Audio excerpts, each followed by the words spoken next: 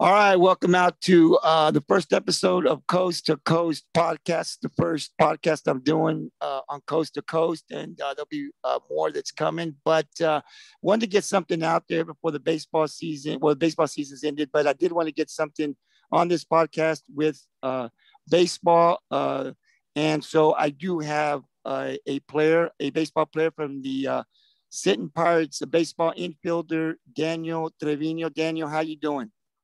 I'm doing good. Hey man, I want to first of all, I want to congratulate you guys on your season, you and your teammates. Um, it was a great game. I was watching it on TV. I enjoyed. I watched some of your games, Daniel. Early on scrimmage, I went down to Sinton. I kind of figured you guys were gonna have a good team.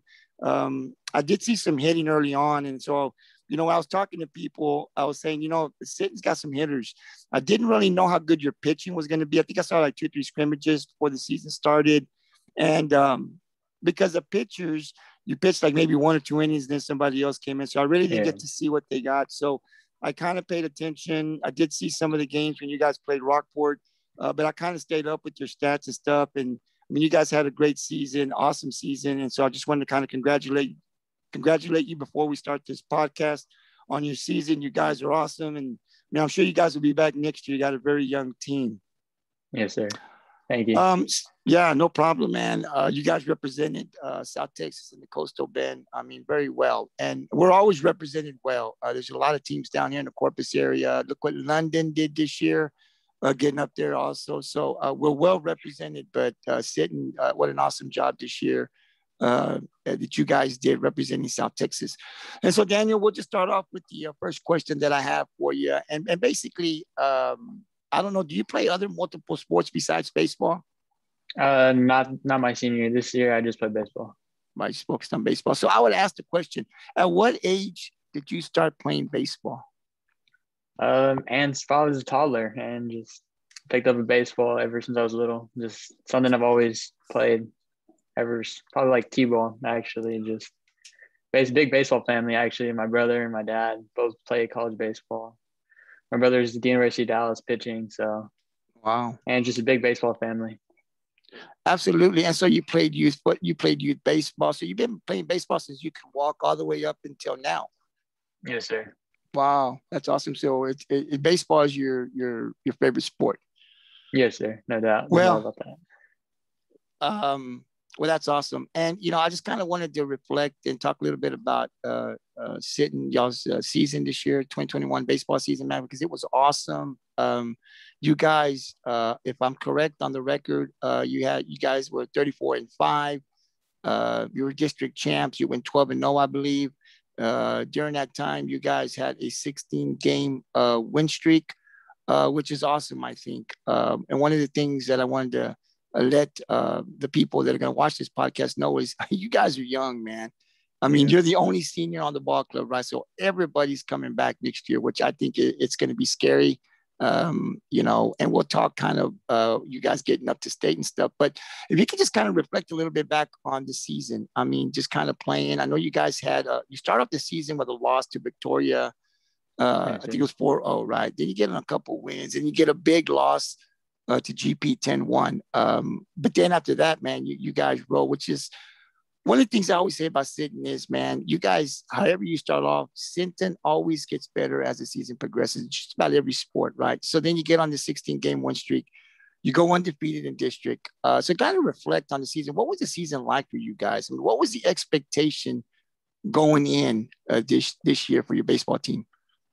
I felt like the expectation this year was, man, nothing but state, and everyone was talking about it, the whole town, everything, and we just wanted to start the season high, man. We started off with a loss, which is tough, but the scoreboard, as our coach says, never defines us. And we just keep practicing every day in, day out, and just keep playing and just doing our jobs and trying to win.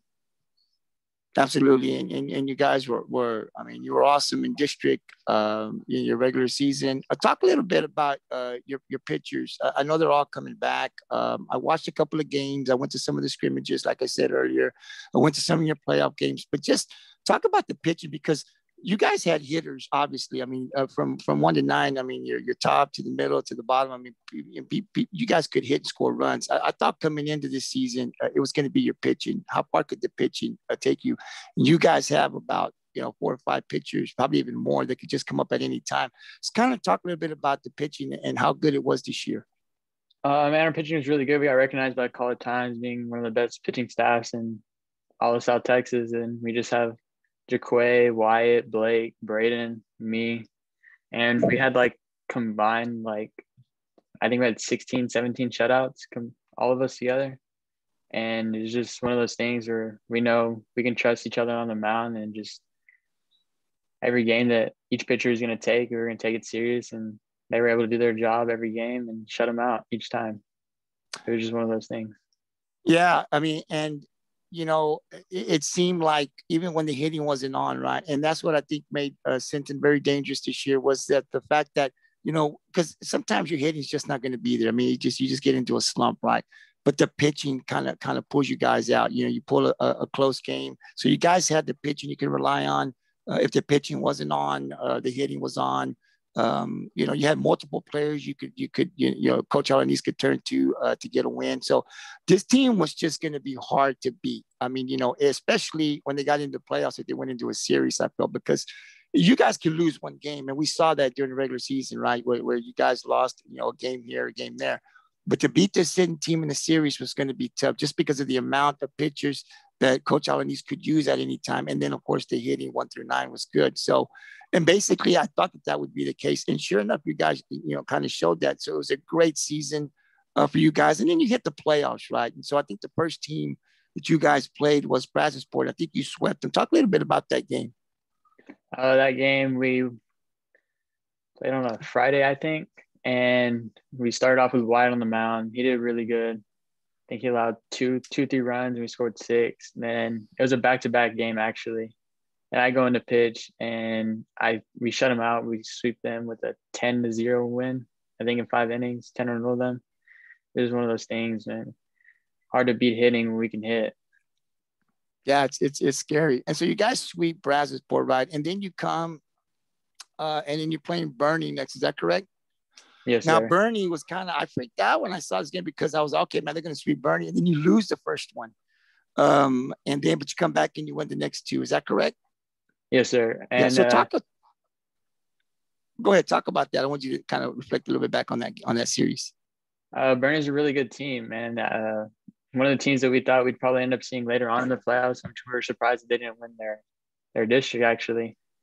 It was just, they had Cole Phillips, Rashawn Galloway, their second baseman was going to Baylor, the other one going to Wichita State, man. They had a lot of commits on their team, and we knew we couldn't take them lightly. And they had Cole Phillips come out there, pitch first game, and he did his job. He dealed, and he just I think he shut us out, actually. I think we scored 1 run. It was just one of those things. And then we knew that we had to come back the next day and win 2 games. And it was just, we have some tough guys on our team that can do that thing. Like, we had Blake Mitchell pitch a first game, complete game, actually. And second game, we have Braden Brown come on the mound, does his thing. Think last inning, we were winning by 1 run. Blake Mitchell has 10 pitches left that he can throw.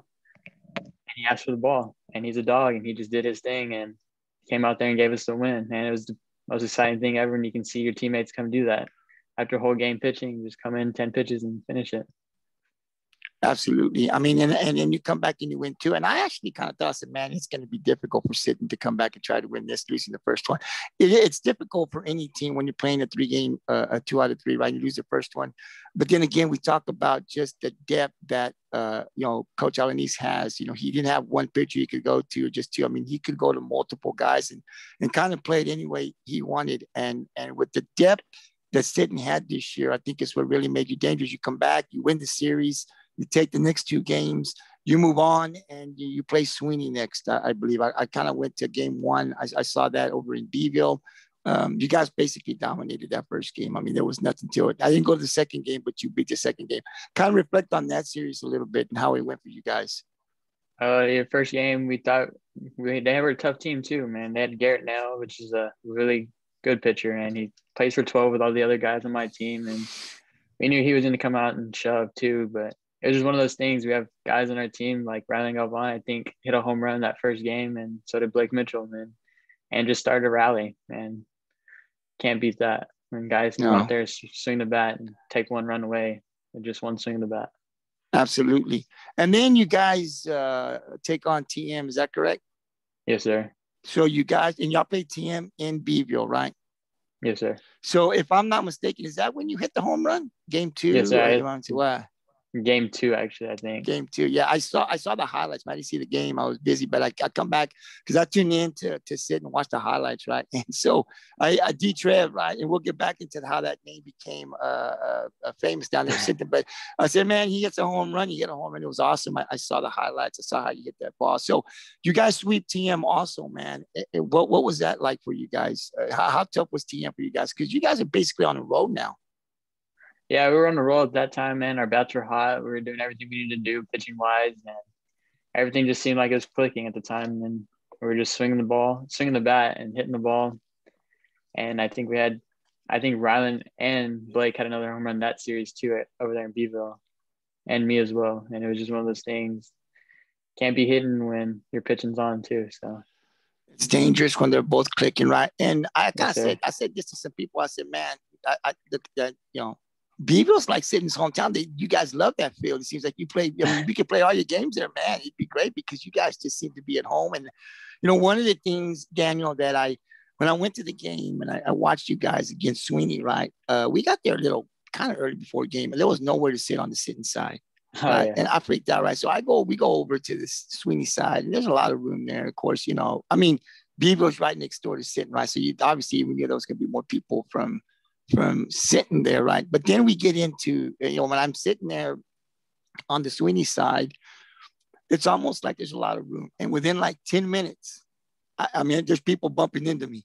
I mean, I'm turning around, somebody's face is right. I mean, it just got packed up there with just Sinton Pirate fans. And then, there's still people trying to get up in the stands, and I'm like, wow, this is crazy, right? But it was just awesome to see, man. It was awesome to see, whether you're from Sinton or from another school. But it's just awesome to see the fan support come out. And I think it hypes up any school and any athlete that's playing, man, because you see all those people out there cheering and stuff like that. It just gives you more of that adrenaline, right, to go out there and win the ball game for your community, man. So it was great. So you guys are rolling in the playoffs, man. And then here comes the big game, the game everybody's talking about, right? It's number 1, Cal Allen against number 2, Sinton. It was the talk all week, man. We were talking about it. Could Sinton beat Cal Allen? Could Cal Allen beat Sinton? I think I tried to get tickets like later on that morning. I couldn't get a ticket, man. I was like, you got to be kidding me, man. Come on, man. Like, it's just like 2 hours. I mean, it sold out within quick. I thought it was thousands of tickets that were sold real quick. And then I think they just had like the standing room only. You can go out to the back out there. So now I'll watch it on TV. Unfortunately, the weather played a big part in canceling that. Then I heard you guys were going to Laredo. So you're playing a 1-game series. We're talking, and I'm thinking, okay, well, Sinton still got the advantage, I think, because, they can go to multiple pitchers in a game if they need to. It was one of the best games, Daniel, that I had ever seen in baseball. 2 teams battling it out, both from South Texas. Man, it was good. And you guys take the win 2-1. Kind of talk a little bit about that game, man. I mean, just first of all, before we get into the game, what was it like for you, going up against Cal Allen as the only senior, right? And just the hype all week, man. You guys are in school. Everybody's talking about it. You're probably getting on social media. Seeing what was that like for you leading up to the game? And it's one of those things where you just try to live in the moment, try to play the game, and just not pay attention to the media, man. Coach always telling us not to pay attention to the media. We had a lot of people talking about the game. It's just one of those things. We try to stay focused on our job and what we had to do that day.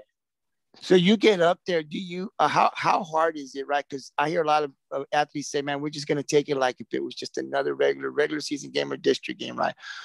And people can just go ahead and say that, but man, you just, I mean, how do you get away from that? So is it hard to just try to stay and have fun because it's a big game and it's crowd, it's just packed. And I mean, there was going to be, I think like I read 7,000, 8,000, maybe even more people going to this game at Waterbury. I mean, that's a lot of people. So is it still, as much as you're trying to kind of, stay away from the media and all the talk, is it still real difficult to do that? Or was it easy for you to just, I'm going to take it like if it was just another regular season game? And it's kind of one of those things. It's hard, but you just have to do it, and you just live in the moment. And I knew our guys could, because I mean, most of them played in the big stage before, and just one of those things. I believed in them, Absolutely. they believed in all of each other, and we got the job done, and that's all it needed to be happening. Yeah, absolutely, man. Absolutely. And you guys did a great job. You guys went 2-1. It was just an awesome game. One of the best games, like I said. I think we've seen two teams representing the Coastal Bend area. One team has to lose, one team goes. You guys went this year. You take down Cal Allen, and then you're going up to the state semifinals, right? So now let's talk a little bit about where you're at up there. You're playing a team called Rusk. I didn't know anything about them. Other than when you get into that, when you're in state, man, I mean, as good as you are as a pitcher, you got good hitters, right, on both teams, because you're going to face, because they're there. I mean, they got there. So it's really kind of hard to shut either team down, right? But you guys get in there. I'm watching the game. You guys start off hot. I mean, I think Rylan Galvan hits a triple, I think. They get a run early on. They get 2 runs, I think, and then you guys get 2 runs. And you're just kind of, going back and forth. I think it's going to be a good game. Unfortunately, you guys take the loss. Kind of talk a little bit about that game. Leading up, going up there. I mean, first of all, you're going to state. What was that like, knowing you're going to go up to Austin and play? And that was just a real blessing. The whole town, we had a whole rally when we were leaving. Everyone was there. It was really crowded in the stands too, actually, at Dishwalt Field, man. Our fans love Pirate baseball, and just that was really something you can't even imagine growing up and doing. Just seeing everyone in the stands in the town, and it's just one of those things that it's a blessing. And Yeah, when we got there, it was one of those things. JD Thompson, we knew he was going to be hard to hit. He's going to Vanderbilt as a left-hander. He's 88, 90. And we have some guys on our teams that can hit, and they did their job. And our pitching really wasn't there like it needed to be. And we had to pull our pitcher in the second inning, put in another one. But we were able to do that thing with the pitchers that we had. And just things didn't turn out the way it needed to happen. And it is what it is. But I'm more than 100% sure that team will be back there next year. Absolutely, Daniel. It was a great run for you guys. You hold your head up high. I mean, the things that you guys accomplished this year. The scary part of it, Daniel, is that your pitchers are coming back, right? Everybody's coming back. You're the only senior on the team. I mean, if you are a team that needs to face Sinton again, it's going to be like, wow, these guys are coming. They got 1 year under their belt. You got some young guys still coming back for 2 years. It seems like Sinton baseball is going to be on track, for the next few years. And so it was just great, man. And I wanted to bring somebody on from Sinton, to kind of talk and reflect, because you get a season like this, right? You got to be able to talk about it and bring somebody in there that experienced it, and just be able to talk about the year, the baseball season, and getting up to state. Because to me, that should always be the goal for every team, right? Whether you think you really got a shot or you don't, that should be, to me, when I played and I was in school, my thing was I want to play the best. I want to play the best. And if I got whipped, it pushed me to be better, right? And so I always wanted to play the best. And my goal was always to be the last team standing. We never got there, but that should always be the expectation. And for you guys set up that expectation. Just fell a little short, man. But I'm with you, Daniel, and I think this team will be back next year. It's going to be a very hard team to beat next year with what you got guys coming back. And now a lot of these guys have that experience getting up there. And not to mention your coach, Alanis, he was in there. He had a dominant, I watched him pitch, when he was in high school. He was dominant, man. And, so now you're going up to state and you got a coach that can kind of sit there and tell you, because as a player, he played there and he won a championship, right? So how sweet is it to get the team there for a coach to take the team that he took and want to stay, to be able to coach him now, and having a coach that can kind of tell you, through experience, hey, this is what you got to do and this is where you got to be. It's just another regular game. I think that really helped you guys to be able to have a coach that could talk to you, guys like that. So again, Daniel, great season, man. What can I say other than you guys fell a little bit short, but I'm going to be with you and agree that, I'm sure Sinton, they're going to give it another run next year, and we'll see where the chips fall next year. I did want to ask you a question. I went down early on in scrimmage, and we kind of went to go see you guys play in the stands. Man, there was some guys up there. I'm saying, hey man, there's Daniel Trevino. Nobody calls you Daniel Trevino. Nobody even calls your name Daniel. I heard D Trev, and I was like, I was like, hey man, I like that. I mean, my last name's Trevino too, so I thought I could name myself G Trev. I didn't hear one person when I went to go see you call you Daniel. Everybody calls you D Trev. How did this name come about? When did it come about? Did it start in school? Did it start with a fan? Did it start with family?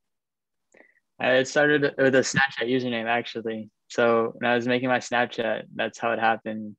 Ever since then, the guys just always call me that because of a Snapchat username. Okay, all right, D Trev. Yeah, I mean, I love it, man. I love it. And what was amazing is when you're sitting there in the stands, right? No one's calling you Daniel. Everybody, here comes D Trev, man. D Trev, well, yeah, let's go, D Trev, man. Home run, D Trev. I mean, it was like, wow, this is great, man. This is great. So I liked it. I just kind of wanted to ask that question because I was like, where did they get D Trev from? So now we know. And I just got another quick question for you. So you're going to continue to play baseball at the next level, right? So you're going to be going to Texas A&M Kingsville, and you're going to play baseball. I don't really know anything about the baseball team down there other than I follow the football team a little bit. Can you talk a little bit about what, first of all, what, the decision for you to go play there? And then what's the team like as you're going in there next year, your first year there with A&M? And my decision to go there was just close to home, and it really felt like home when I got there and stepped on campus. Coach Gonzalez talked to my dad, talked to me, and just felt like the best fit for me.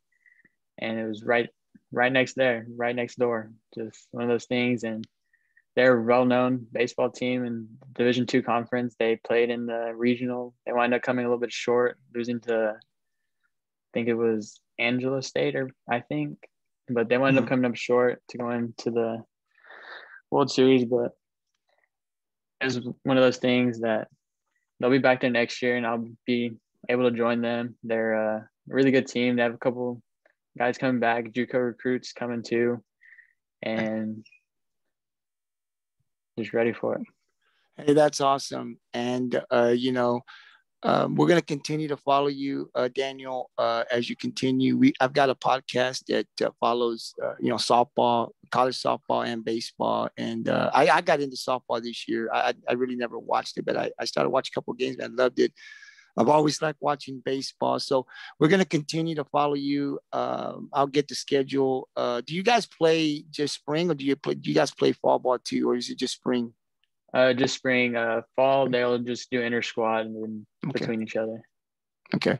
So yeah, man, I'd like to get back with you down the road here. You kind of get the schedule and kind of keep tabs with you and the team. And I've got another podcast that covers college baseball. It's called 365 Sports Unlimited.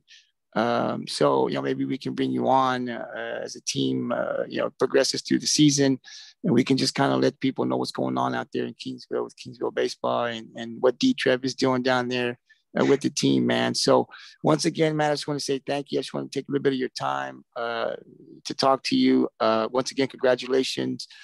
You guys had a remarkable season this year. Way to represent the Coastal Bend area in South Texas.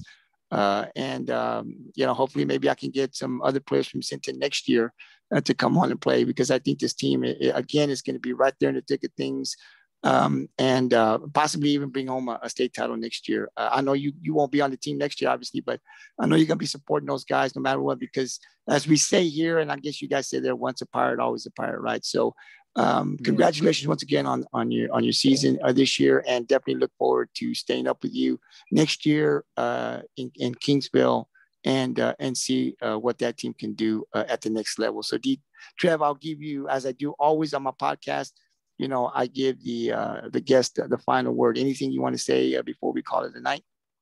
No, I'm good. Yeah, so thanks a lot once again, man. I really appreciate it. We'll be talking later on, man, and I look forward to continuing to follow you at the next level. Yes, sir. All right, brother. Peace out. Thank you. Yes, sir.